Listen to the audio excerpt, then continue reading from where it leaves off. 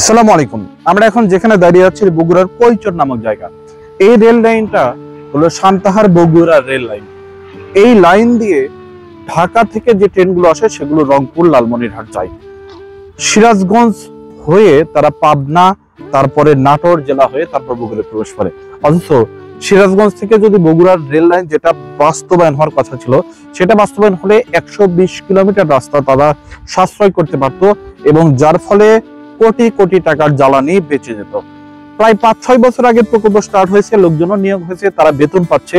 28 কোটি টাকা অলরেডি খরচ হয়ে গেছে শুধুমাত্র প্রকল্পের কর্মচারীদের বেতন দিতে, কিন্তু 1 শতক জমি অধিগ্রহণ আজ পর্যন্ত হয়নি।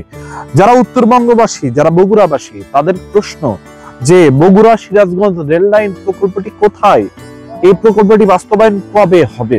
আপনাদের আরেকটা তথ্য দিয়ে রাখি, এই প্রকল্পের অর্থায়নে আছে আমাদের প্রতিবেশী রাষ্ট্র ইন্ডিয়ার এক্সিম ব্যাংক এটা থেকে অর্থায়ন করছে। এখন এইটাকে অর্থায়নটা আসলেই করবে কিনা, কবে করবে, এটা কিন্তু ইন্ডিয়া ক্লিয়ার করছে না, যার কারণে প্রকল্পটা স্টার্ট হচ্ছে না। সবার প্রাণের দাবি, এই দেশের উন্নয়নের জন্য রেলের উন্নয়ন জরুরি। আমরা দাবি করি সিরাজগঞ্জ থেকে বগুড়া রেল লাইন যেন দ্রুত স্টার্ট হয়।